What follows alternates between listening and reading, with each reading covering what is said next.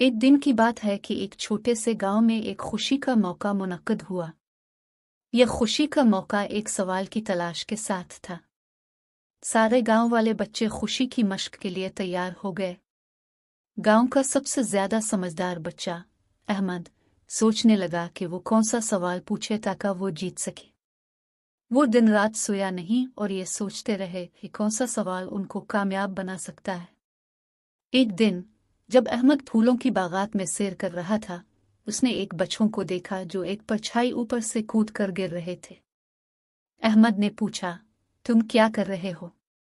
वो बिच्छा जो गिर रहा था चकरा कर कहने लगा, मैं अपना परछाई से गिरना चाहता हूँ, लेकिन मेरे पास एक अच्छा सवाल नहीं है जिससे मैं जीत सकूं। अहमद मुस्कुरा कर कहा, तुम्हें एक आसान सवाल का जवाब दूंगा और तुम अपना परछाई के दे सकोगे। अहमद ने एक आसान सवाल पूछा, दो गिरबानियों में क्या चीजें होती हैं जो हमें हमेशा साथ रहती हैं? बिच्छे ने सोचा और जवाब दिया, हमारे खाने पीने के कपड़े और हमारे दिलों में दोस्ती और मोहब्बत की बातें होती हैं। अहमद ने खुशी के साथ बच्चे को परछाई के देने में मदद की और वो कामयाबी से अपनी मंजिल पहुंच गया।